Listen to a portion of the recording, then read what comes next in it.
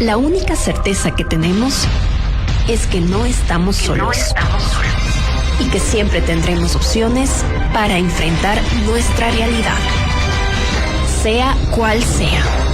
La única certeza, presentada por Identidad Radiocultural. La mente sana del dial. La única certeza.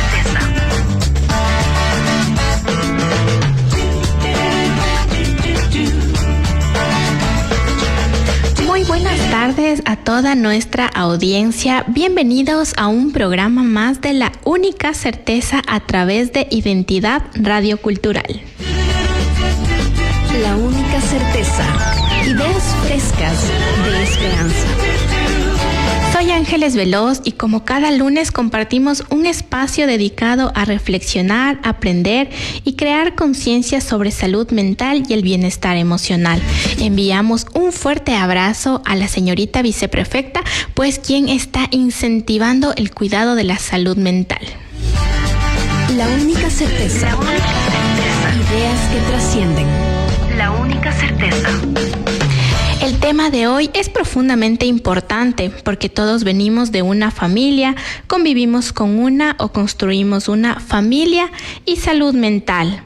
Las dinámicas familiares pueden convertirse en espacios de apoyo, amor y contención emocional, pero también, como en ciertos patrones, pueden afectar el autoestima, proporcionar ansiedad, inestabilidad emocional y formas de relacionarse con el mundo. Así que quédense este día lunes porque vamos a hablar sobre familia y salud mental.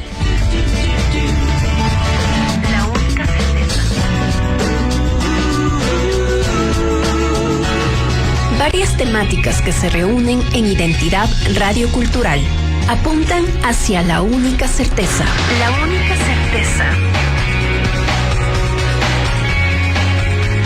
Continuar el camino. La única certeza. Cuando hablamos de salud mental, solemos pensar únicamente en terapia o diagnóstico, pero muy pocas veces hablamos del impacto cotidiano de frases, silencios, límites, invalidaciones emocionales o incluso de ausencia afectiva dentro del hogar. La familia puede ser un refugio, pero también puede convertirse en un espacio de presión emocional, exigencia, conflicto o desgaste psicológico. Para profundizar sobre este tema nos acompaña nuestro primer invitado en esta tarde, a quien damos la bienvenida en La única certeza. Les presento al magíster psicólogo clínico Óscar Pérez. Él es psicólogo clínico por la Universidad Técnica de Ambato, cuenta con un máster en psicoterapia por la Universidad Internacional SEC. Es especialista en primeros auxilios psicológicos e intervención en desastres por la OMS. Es formador de formadores por la OMS e integrante de la International Society of Substance of Professionals. Bienvenido, Óscar, a La única certeza. Muy buenas tardes con todas las personas que nos están escuchando y qué gusto volver a compartir este espacio para construir salud mental desde muchos ámbitos. Muy agradable de ello.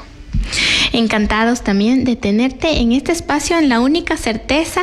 Y pues primero, antes de empezar con nuestro conversatorio, quería enviar un fuerte abrazo a todas las mamitas que en este día domingo pues estaban siendo muy celebradas. Las familias se reunieron por todas partes, salieron a comer, actividades, quienes pudieron disfrutar de este momento y mandar también un caluroso abrazo a quienes por diferentes motivos tal vez esta es una fecha que también genera un impacto. Sin embargo, todas las mamitas, recordarles también a las familias la importancia de esta convivencia y pues que hayan tenido un lindo y maravilloso día. Así es. Saludo a todas las mamitas que nos están escuchando y bueno, iniciemos. Ahora sí, empezando con el tema familia y salud mental. ¿Por qué la familia influye tanto en nuestra salud mental? Bien, creo que siempre es bueno iniciar desde la definición de lo que es una familia para tener idea y cuestionarnos un momento sobre ello.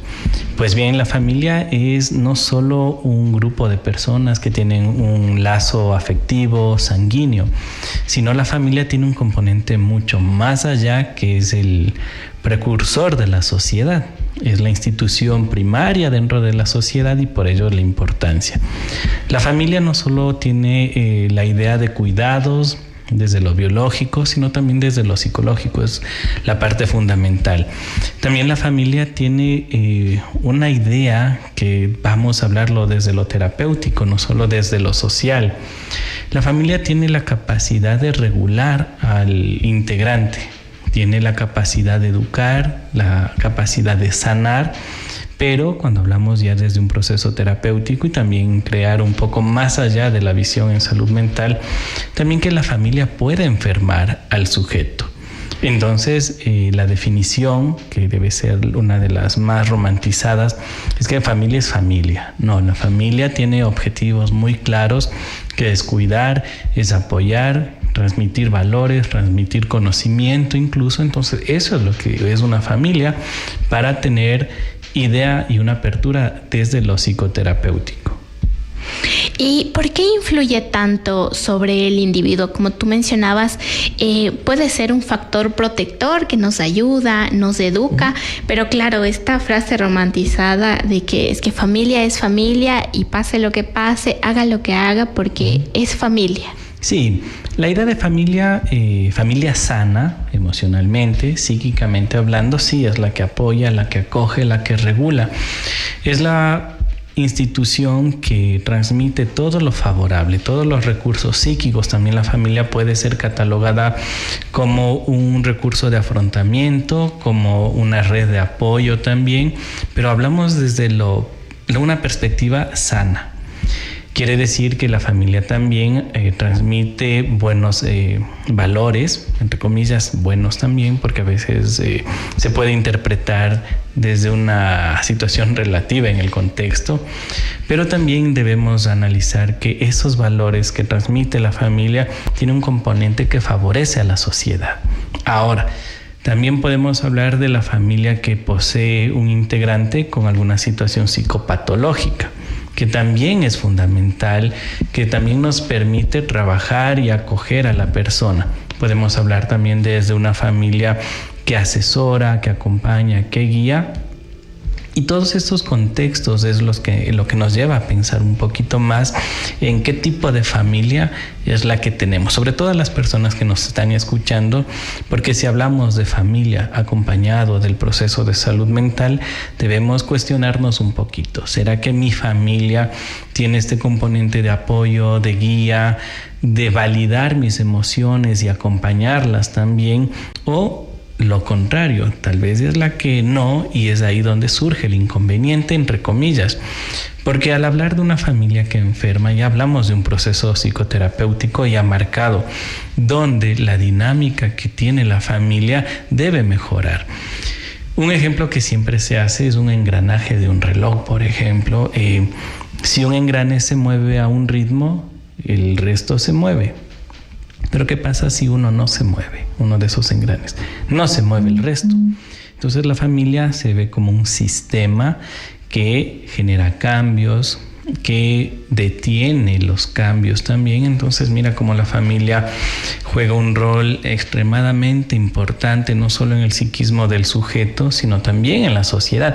Y es lo que nosotros a través de estos espacios apuntamos, en que la salud mental se fortalezca, se sensibilice, se rompe el estigma y tabú, y no solo desde el sujeto como echarle la culpa. El sujeto es el enfermo, entre comillas, o el que padece, o el que está mal, sino debemos entender que más allá está la familia atrás de este sujeto, que es el síntoma de todo lo que esté atravesando, por ejemplo. Así es, y qué importante para nuestros oyentes poder hacer esta diferencia de que hay una familia sana, de que también hay una familia que puede enfermar, hay familias que también están equilibradas, pero no hay la familia perfecta. Sí, eso es muy importante. Creo que la capacidad de la familia, o la forma, entre comillas, de una familia sana, o funcional, aunque toda familia funciona. Disfuncional, yo cuestiono un poquito esa idea netamente teórica. Pero sí es importante entender que lo que rige a la familia es la capacidad de afrontar los conflictos. Toda familia los enfrenta, los resuelve. Sí, una familia sana no es la que no tiene conflictos. Una familia sana es la que puede resolver esos conflictos a través de discutir, más no pelear, o más no identificar a una sola persona como el responsable. Si volvemos al ejemplo del engranaje o a la dinámica, vemos que son todos los integrantes que genera algo. Es diferente cuando ya la familia tiene muchas cosas que abordar, que trabajar, pero hay un sujeto al cual sale todo ese malestar, es el paciente identificado, si hablamos ya de la terapia familiar propiamente dicha. Entonces, es al que le echamos la culpa. No es así. En temas familiares y en la terapia familiar, es todo el sistema el que necesita tener un abordaje, y es ahí donde cuestiono mucho y sensibilizo. Es fácil echarle la culpa a un integrante de la familia, pero es mucho más difícil aceptar que todos somos responsables y que necesitamos trabajar en conjunto. Claro ejemplo está en las adicciones, donde culpabilizamos sí al paciente identificado, que entre comillas es el problemático, el que tiene adicción o algo, pero cuando lo trabajamos con un modelo sistémico, entendemos que es el reflejo, es el resultado de muchas interacciones que tal vez no estaban funcionando acorde. Miren cómo el tema familia no solo es el tema de acoger, acompañar, sino también el que puede enfermar. O a su vez, y yo lo veo desde una forma positiva y terapéutica, la familia tiene la capacidad de sanar, de curar, acompañar y sobre todo generar un cambio favorable en todo lo que es el sujeto.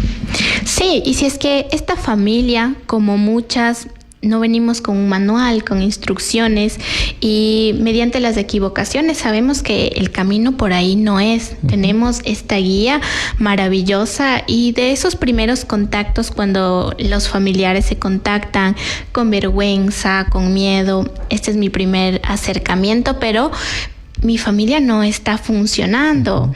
Hay mucha discusión, padres, hijos, entre pareja. Entonces, estas primeras demandas a nivel familiar, al verse como un sistema, suelen mencionar: ¿será que voy yo la persona que está buscando este apoyo familiar, o asistimos en familia cuando queremos terapia familiar? Bien, el primer caso, cuando identificamos al responsable de la sintomatología de familia, es el que más siente que algo malo está pasando, o donde aparece más la sintomatología. Pero es el primer paso a transformarlo y generar esta transición al que tal vez no es el sujeto el que padece, sino la familia, que su dinámica es la que ha generado este resultado. Ahí es muy importante, y claro, hay que romper esta idea de culpabilizar a una persona, y también entender que la familia es la que puede transformar esa realidad. Hacerle saber que cada actuar de cada sujeto da un resultado dentro de la familia. El comportamiento de papá, el comportamiento de mamá, del hijo mayor, incluso de los abuelos, porque si hablamos de familia hay un montón de datos importantes, como situaciones transgeneracionales, diferenciación familiar, que nos permite entender cómo nosotros podemos acarrear conflictos incluso de nuestra familia de origen, como fueron mis papás, como fueron mis abuelos. Y en terapia de familia sí se empieza a analizar todos estos elementos, porque tal vez es alguna situación que aprendió mi papá de su papá. Y traducirlo al contexto actual tal vez genere eso más roces, o tal vez un poco más allá, el cómo se conformó la familia, porque dentro de la familia también hay otros subsistemas, como el sujeto, el tema de hermanos, el de pareja, el sistema mamá-hijos, el sistema papá-hijos. Entonces, algo por ahí debe estar suelto, llamémoslo, y para ajustarlo, para trabajarlo. Entonces, mira, no solo es el sujeto identificado, el paciente identificado, sino también es el sistema. Y estos ejemplos nos hace pensar un poquito más allá para las personas que nos están escuchando, que quizá el problema, entre comillas, nuestro hijo problemático, entre comillas, es el resultado de lo que está pasando en el hogar. Así es, yo tengo un ejemplo como bastante sencillito y que nos trae a reflexionar algo muy importante. Dice que la abuelita compraba la carne en un determinado lugar. Entonces mamá compra la carne en determinado lugar. La tercera generación ya pues la hija compra la carne en el mismo lugar. Y un día le pregunta a un hijo y le dice, ¿y por qué compras la carne ahí? Pues así lo hacía tu abuela y así lo hacía tu mamá y ahora yo lo hago así. Es decir, repetimos patrones de generación en generación. ¿Qué patrones familiares suelen repetirse de generación en generación, Oscar? Bueno, es demasiado realmente, porque depende.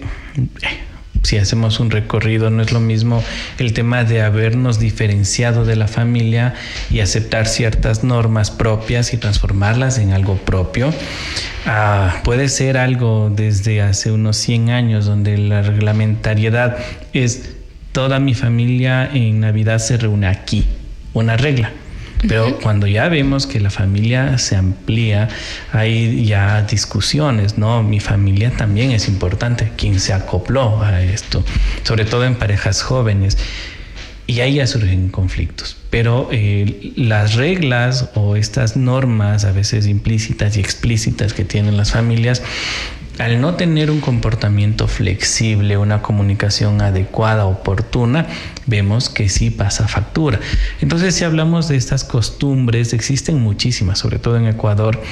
Somos una sociedad netamente de costumbres y ritos y rituales también. Entonces, lo que nosotros debemos analizar es el nivel de comunicación más que las costumbres.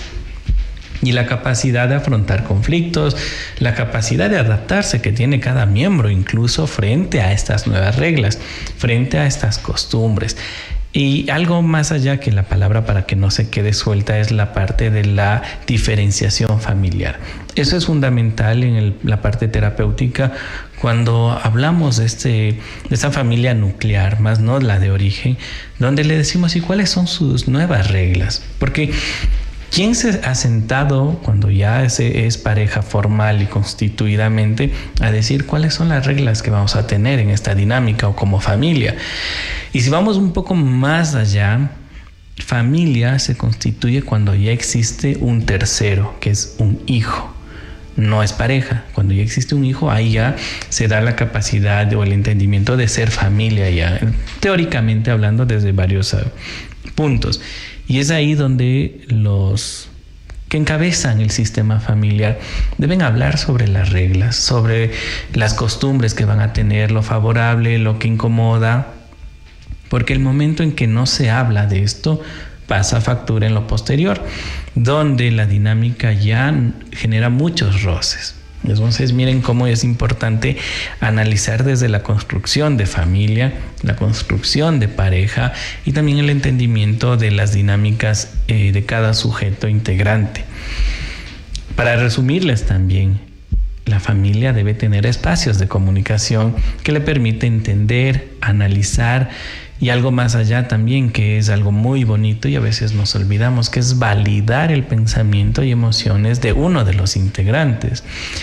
Y evitar tener aliaciones, evitar formar triadas, que es, claro, papá, mamá se juntan para ir en contra de la abuelita, o papá e hijo se juntan para tomar una decisión y descartan a la mamá o a los otros miembros de la familia. Entonces, mira esa dinámica cómo genera conflictos en lugar de ser una discusión que permita crecer. Genera estancamientos, discusiones, problemas y demás.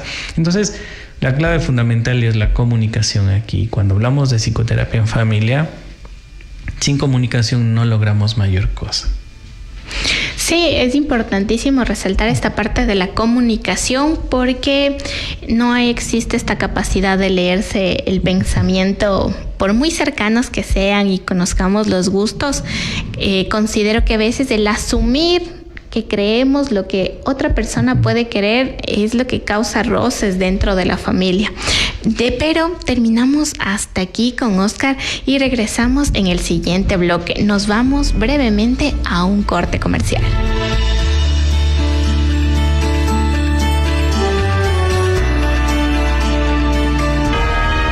El encuentro con especialistas que están listos para apoyarte. La única certeza se escucha mejor en Identidad Radio Cultural. La única certeza.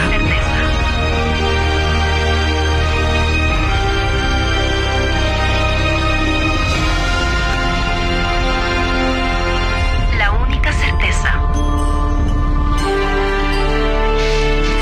Continuamos en La Única Certeza por Identidad Radio Cultural, hablando sobre la familia y la salud mental.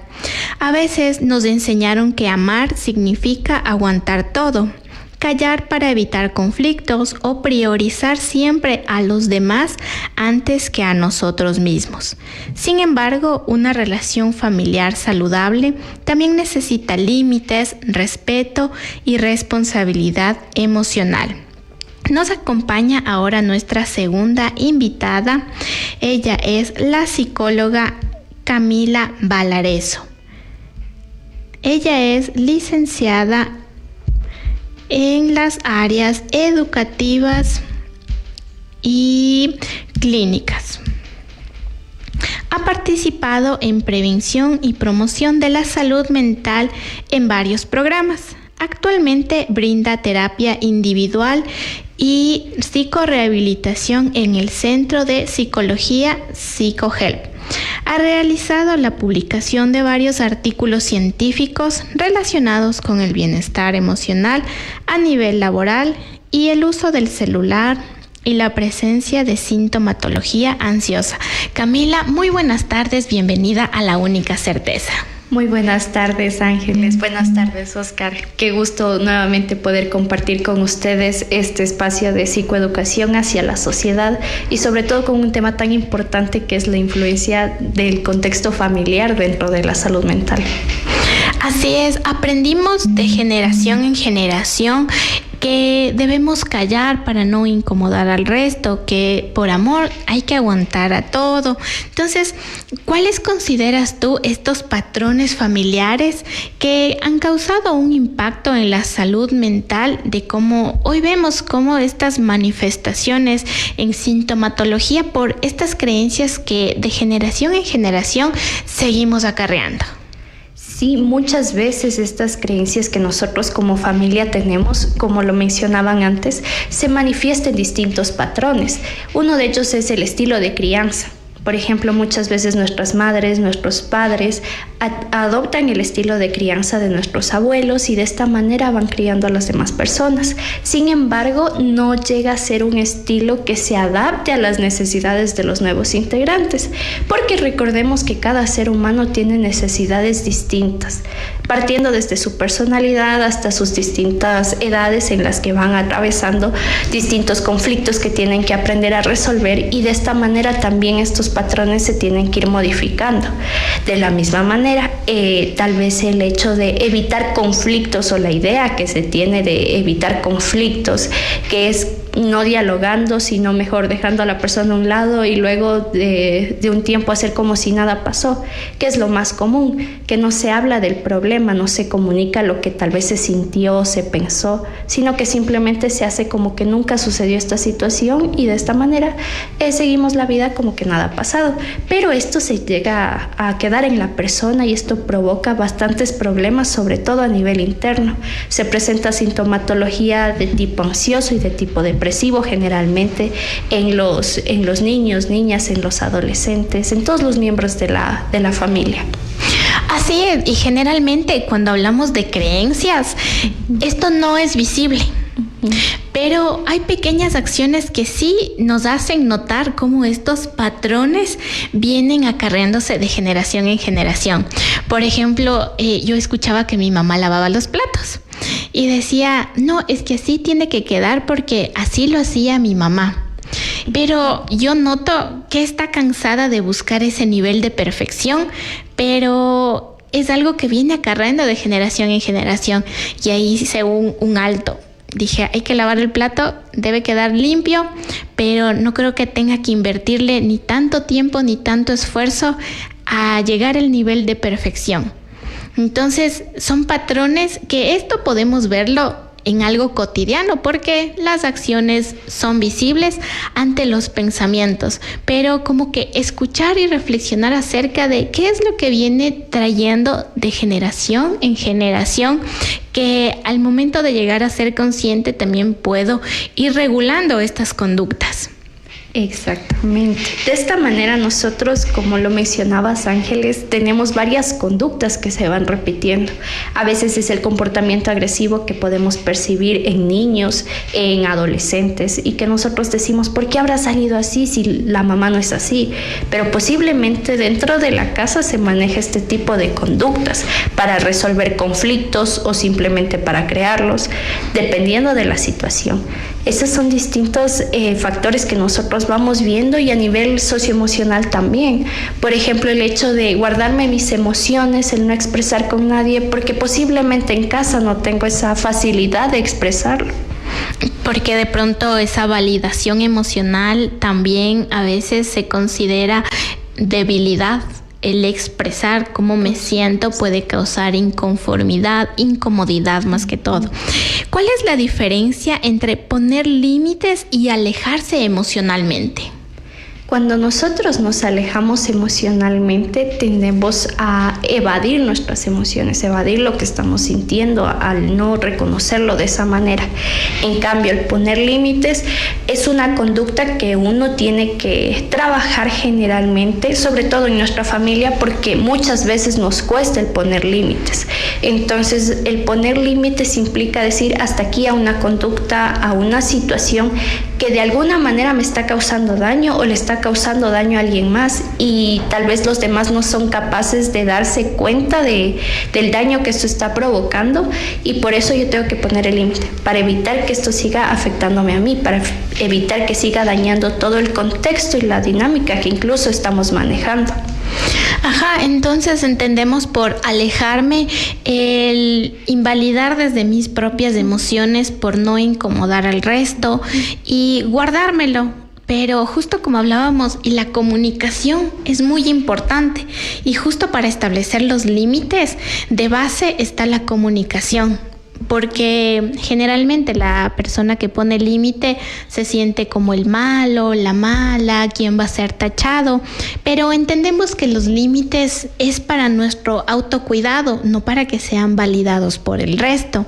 Entonces, es entendible que como miembros de la familia busquemos un equilibrio, y este equilibrio no se va a dar solito, sino porque lo empecemos a trabajar, lo empecemos a dialogar y establecer límites que son sanos para que esa dinámica familiar, pues como mencionaba Oscar, sea como los engranajes de un reloj que fácilmente pueden ir moviéndose. Ahora, ¿cómo puede una familia apoyar a un integrante que atraviesa por ansiedad, depresión o una crisis emocional?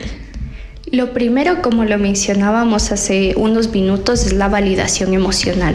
Muchas veces tendemos a decir, no, está exagerando, este comportamiento no es lo adecuado, y tendemos a catalogarlo como que es algo malo. Sin embargo, el validar estas emociones ayuda a que la persona siente ese apoyo. De hecho, se habla de que el 50% de la sintomatología depresiva se reduce cuando la persona tiende a sentir apoyo familiar. Y es que, como lo mencionaban antes, la familia es la primera red social que construye la persona o que tiene la persona, y es en quien va a buscar el apoyo. Si como familiares nosotros les brindamos nuestro apoyo, validamos sus emociones, les escuchamos, validamos también ciertas conductas, por ejemplo el llorar, que muchas veces no está bien visto, lo validamos. De esta manera la persona va a poder ir adquiriendo mayor resiliencia, capacidad de resiliencia para afrontar las situaciones y tal vez el trastorno que esté atravesando, sea ansiedad, sea depresión o algún otro tipo de dificultad. Sí, totalmente. La familia es un pilar fundamental dentro de ese soporte emocional cuando un miembro pues se encuentra atravesando hasta un día malo, porque no puede ser ansiedad, no puede ser depresión, no hay ningún trastorno, pero hay días malos, hay días que son complicados de afrontar y que sentir ese soporte y llegar a casa como ese espacio que te reconforte y no como un campo de guerra de a ver en dónde piso para que aquí no me explote algo, creo que cuenta mucho. Además de que cuando hablamos de suicidio, las familias son los primeros que van a estar muchas veces escuchando este tema de ya no quiero vivir, ya no sé qué hacer con mi vida, me voy a tomar esta decisión. Entonces, y muchas veces, como tú mencionabas, el validar lo que está sucediendo ayuda mucho. El tomar acción, pues estoy escuchando que un miembro de mi familia tiene este tipo de pensamientos, pues creo que es el mejor momento de cómo te ayudo, qué puedo hacer por ti. Como mencionábamos, puede ser desde un día malo, un día que las cosas resultaron de la peor manera, un accidente, algo que tengas que afrontar, pero cuando sientes ese respaldo familiar, ese abrigo familiar, ese sentimiento compartido de apoyo, de acompañamiento, pues indudablemente la persona va a estar más fuerte de atravesar lo que tenga en este día. ¿Cómo influye la salud mental de los padres en los hijos? La salud mental de los padres tiene una influencia muy profunda en la salud mental de los hijos. Si es que un padre no está bien a nivel de salud mental, si es que no ha logrado trabajar alguna situación, alguna dificultad que ha tenido, eso se transmite a los hijos. Por ejemplo, en la mayoría de casos que he visto, la mayoría de hijos sufre de dificultades dentro de la institución educativa debido a que tienen algunos problemas comportamentales por situaciones de abandono parental, no porque los padres les hayan dejado físicamente, sino porque no están presentes en el momento en el que los niños necesitan. Por ejemplo, cuando tienen algún programa de la escuela, los padres no van porque están trabajando. Entonces, los padres tal vez para subsanar se ahonda un poco más en esto y los padres tienden a subsanar la situación económica que tal vez ellos vivieron en su infancia, pero en cambio empiezan a dejar de lado la situación emocional de los niños, lo que necesitan ellos, su presencia, su consejo o su apoyo dentro de ciertos momentos y no lo encuentran en ese instante.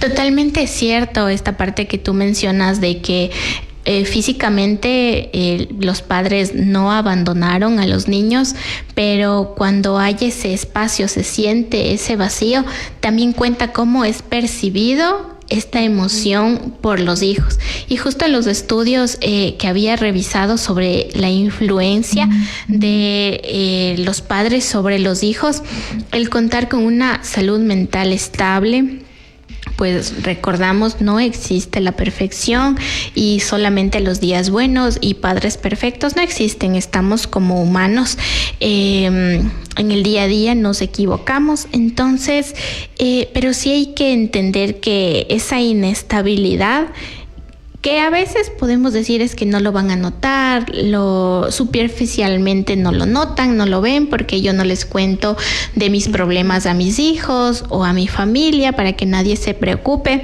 pero de cierta manera también lo que muchas veces callamos, nuestro cuerpo lo expresa en nuestra postura, nuestro tono de voz, en miradas muchas veces solamente hacia el piso, el desánimo. Entonces, todo esto es percibido también por quienes están a nuestro alrededor y aún más por los hijos.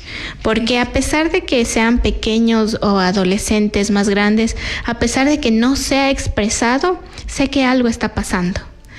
Por supuesto. De hecho, cuando los padres no lo expresan de esa manera, incluso los hijos tienden a también manifestarse de esa forma. Tienen algún problema con los amigos en la escuela, no lo dicen.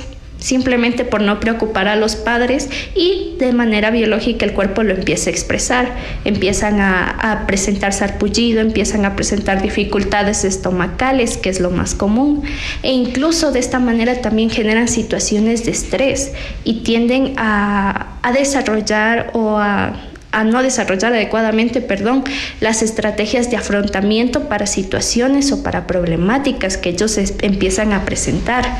Y ahí es cuando se evidencia que también su salud mental empieza a estar en declive. Sí, qué interesante el poder compartir toda esta información con nuestros oyentes y generar estas reflexiones, porque son cosas cotidianas que a veces nos suceden, y saber que esto es un signo de que debo prestar atención a mi salud mental, de que en familia podemos y tenemos la capacidad de mejorar. Es así como vamos cerrando esta segunda parte de la entrevista, pues para integrarnos más adelante todos en este conversatorio, nos vamos con un breve corte. La única certeza.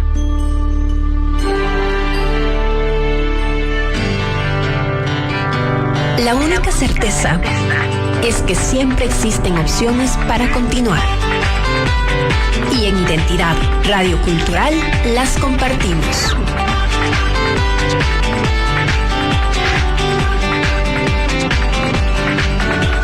La única certeza.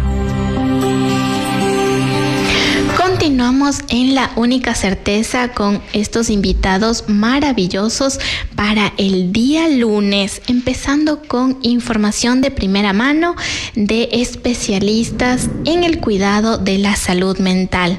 En esta tarde nos encontramos hablando sobre la salud mental y la familia. ¿Cómo hemos ido de generación en generación creciendo y desarrollándonos en diferentes dinámicas, pero es importante reflexionar el día de hoy acerca de cómo afecta la falta de comunicación emocional dentro del hogar. Oscar, Camila, nos vamos a integrar en este conversatorio para ir desarrollando esta última parte. Perfecto.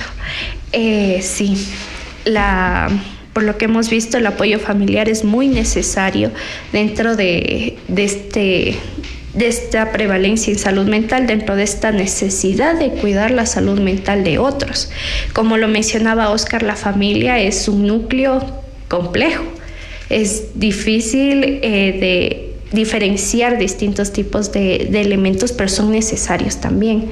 La familia es el núcleo de la sociedad, y todos los conflictos familiares que muchas veces se presentan llegan a manifestarse en los hijos de una manera increíble, y no solamente en los hijos, sino también en los mismos padres, que a veces, llegando personas del trabajo, pueden identificarse que ha existido algún problema dentro de la familia, y que, como lo mencionábamos antes, si no existe esta comunicación adecuada, es muy difícil que se llegue a solucionar.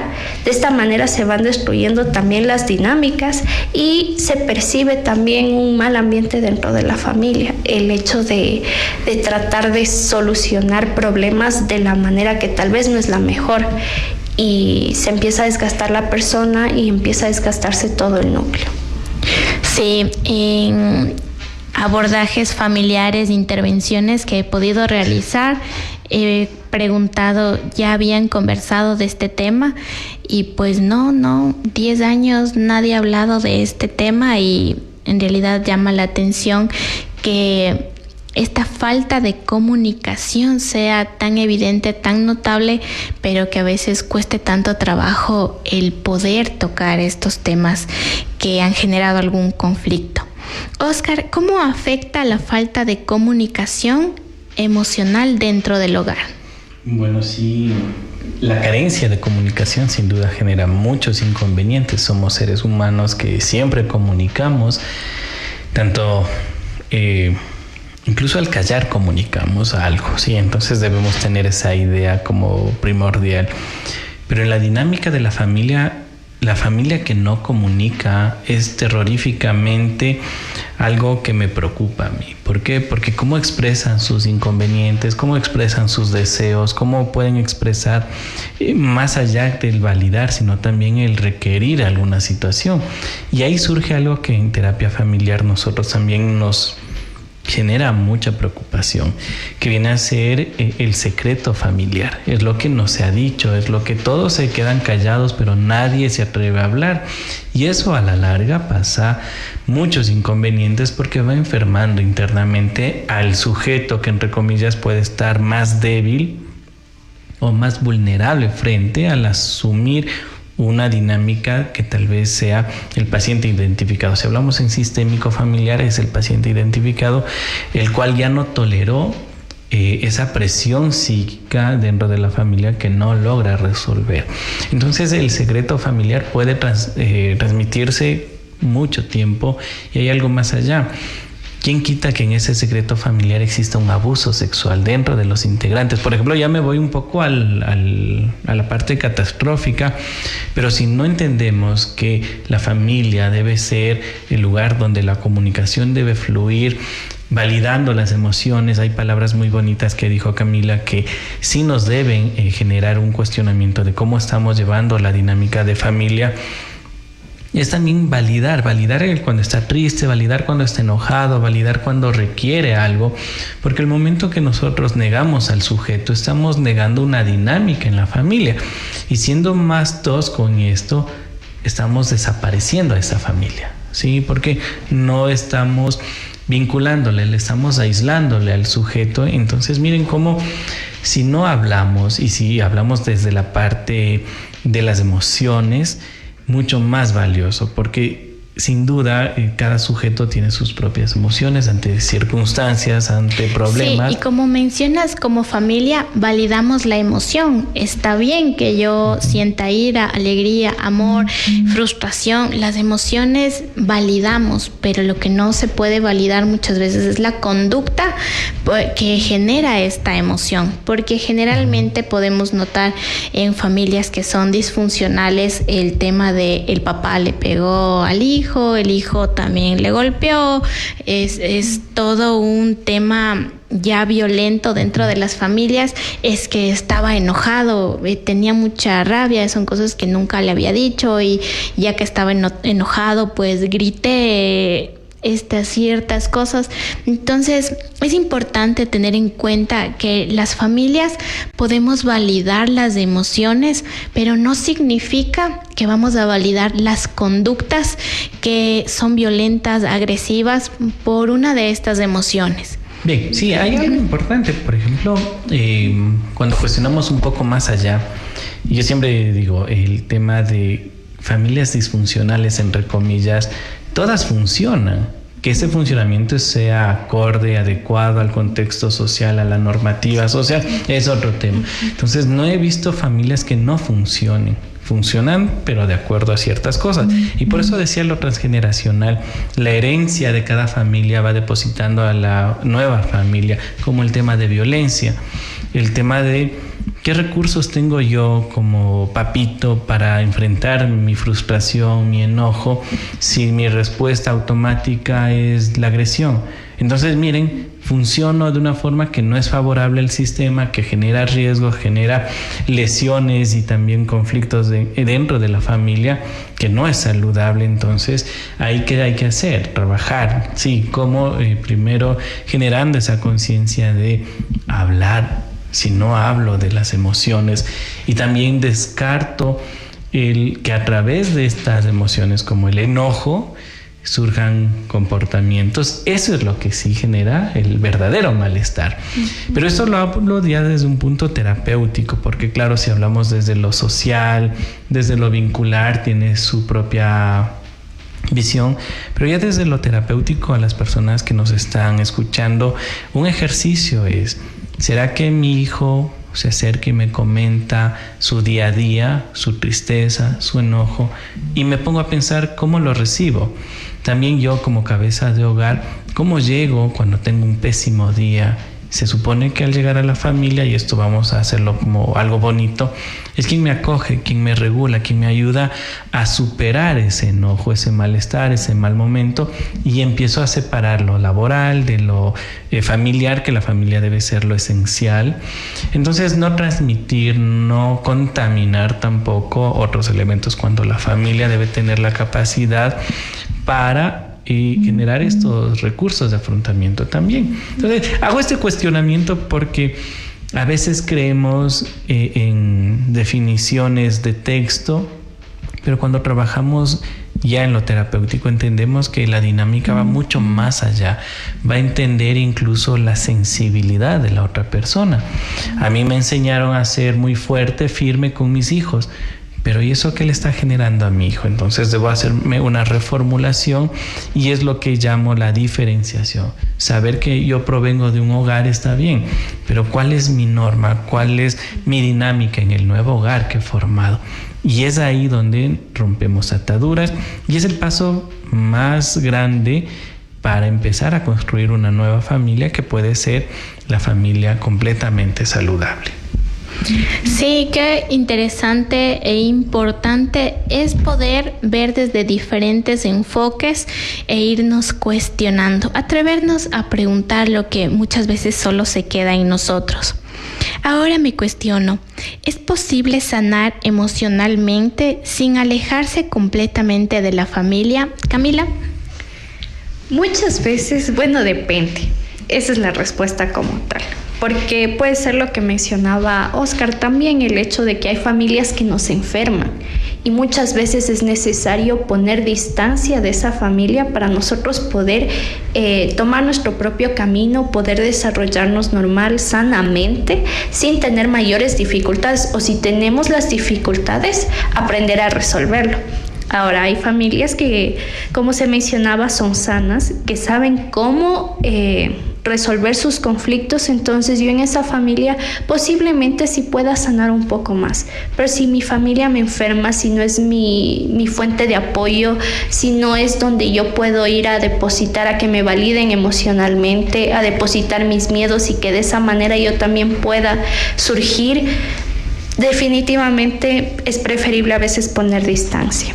Ahí viene un tema bastante controversial, como Camila muy bien lo ha dicho. Cuando nos enferma una familia, hay la parte de buscar esa salud mental, ese bienestar, y es distanciarnos de esa familia. Ejemplo, en abusos sexuales dentro del núcleo familiar, ¿qué pasa? No vamos a estar ahí. Hay que tomar ese límite, y a veces el límite es el saludable, el distanciamiento de esa familia, porque romantizamos mucho la idea de una familia. Exacto. Claro, yo también creo en la familia desde lo terapéutico, pero hay casos muy particulares que es lo más adecuado el ya no integrar esa familia. Entonces, mira, esa pregunta también depende de cada caso, la evaluación del profesional también, y a veces un poquito más allá, hasta la lógica implicaría el que, claro, mi familia no me ha traído nada bueno, trato de hacer bien las cosas y yo soy el que absorbe todo. Entonces, tal vez no distanciarse, pero los límites son importantes en la familia, y que estén claros. Límites porosos son los que no nos favorecen, los rígidos también nos enferman, pero los flexibles son los que nos permiten entender nuestra subjetividad, incluso nuestro bienestar como sujeto. Y lo que también decía Camila, esta parte de qué pasa si el que construyó la familia es el que está enfermo, transmite esa enfermedad también, no desde lo fisiológico, no, sino de la parte afectiva, el cómo nos causa más conflictos. Entonces, uno de los criterios dentro de la parte terapéutica en familia es, si la familia no cambia, el sujeto debe tomar las riendas de su propia autonomía, de su individualidad y de su bienestar como sujeto, y eso es el distanciamiento. Entonces, cuando el sujeto es el señalado, el paciente identificado, va a ser el que lo ven mal, pero él está saliendo de esa dinámica. Exacto. Entonces es fácil echarle la culpa. Entonces, miren estas cositas que sí son controversiales, porque tenemos la idea romantizada, insisto, de la familia que siempre debe estar, pero también hay que ver hasta dónde puede estar el sujeto. Hasta dónde en realidad es sano que yo forme parte de este sistema. Y de pronto nuestros oyentes pueden decir, pero ¿y qué tan común es esto? Es muy común en terapia escuchar el hecho de que siento culpa por el quererme irme de mi casa, pero mi familia no está contribuyendo con mi estabilidad emocional, está enfermando. Entonces suele ser muy controversial, generar culpa, muchas dudas, el tener que tomar decisiones, el poner los límites que son necesarios por el bienestar de uno de los miembros de la familia. En esta parte final, pues me gustaría que nos pudieran compartir un mensaje final, sus redes sociales, cómo les encuentran, si desean tomar una terapia individual, familiar, cómo están en redes sociales, numeritos de contacto. Camila, por favor. Claro, bueno, nuevamente agradeciendo la invitación al programa, creo que es fundamental seguir educando a la población desde este punto de vista psicológico, la importancia de nosotros como personas individuales aprender a ir a terapia. Yo les invito a todos ustedes a ir a terapia, porque si nosotros logramos consolidar o trabajar nuestros problemas o nuestros asuntos pendientes, nosotros vamos a poder también contribuir a nuestra familia de una manera sana. A la terapia no van los locos, van las personas que son capaces de hacerse responsables. Y creo que eso es algo importante. Y de igual manera, si es que necesitan acudir a terapia, pueden seguirme en mis redes sociales. Estoy como @psic.camilavalareso, o si no, en el Centro Psicológico Psicohelp. Y también a mi número de celular 096-32-85967. Muchas gracias, Camila, por en esta tarde compartir con todos nuestros oyentes de la única certeza y llegar con estos mensajes, educar a nuestra población, a todos quienes se conectan a esta señal para poder entender un poquito más allá qué es lo que está sucediendo en nuestro contexto y cómo también puedo mejorar a mi familia. De igual manera, Oscar, cuéntanos un mensajito final que te gustaría compartir con nuestra audiencia, redes sociales, número de contacto, cómo agendan una cita contigo. Bien, como mensaje, tengamos fe en la familia, volquemos todo el criterio, toda nuestra visión a que la familia funcione, pues es la base fundamental de la sociedad actual. Si una familia está enferma, la sociedad está enferma. Si una familia cambia en beneficio, la sociedad va a cambiar. Bien, me pueden encontrar en el edificio Plaza Ficoa, en el 5º piso, oficina 503, al número de teléfono 0999 64 89 34. Siempre es un gusto poder compartir estos espacios. Así es, nuestros queridos oyentes tienen la información necesaria e importante si necesitan abordar algún tema pues que nos está causando ya una preocupación. Hay situaciones que hemos identificado el día de hoy, pues tomemos la decisión de mejorar. Nos vamos ya con nuestra parte final y regresamos.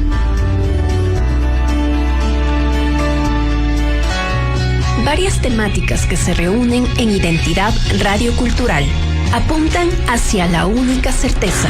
La única certeza. Continuar el camino. La única certeza. Regresamos en esta parte final para el cierre, la despedida en La Única Certeza, pues este maravilloso día lunes aprendimos sobre la familia, su influencia sobre la salud mental. Podemos identificar y sabemos que también las dinámicas familiares tienen la capacidad de cambiar.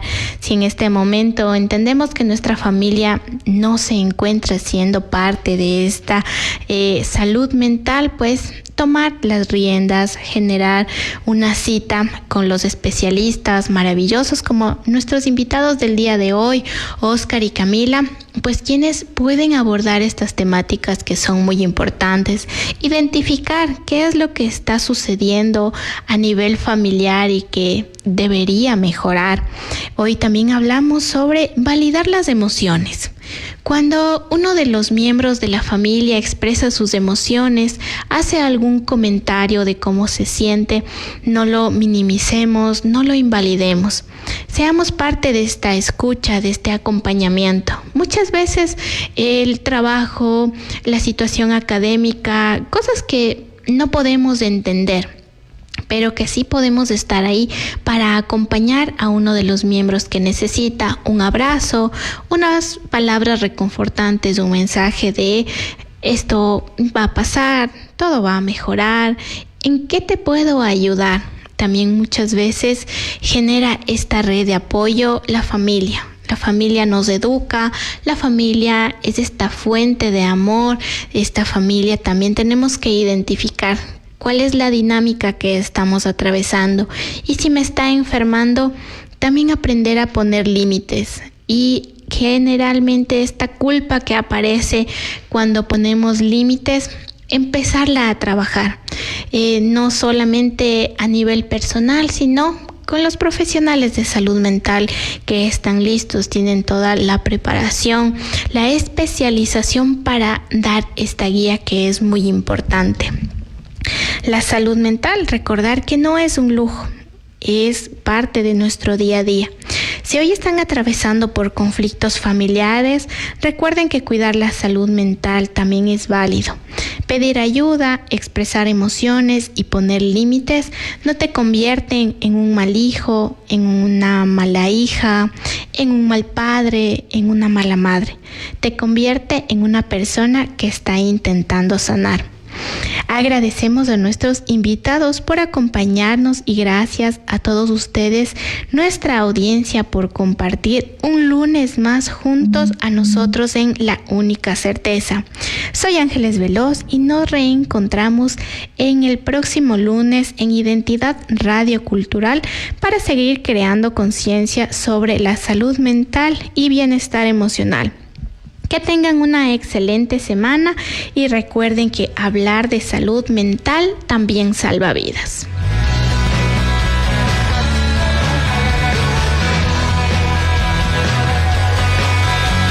Identidad Radio Cultural. La mente sana del dial presentó La Única Certeza.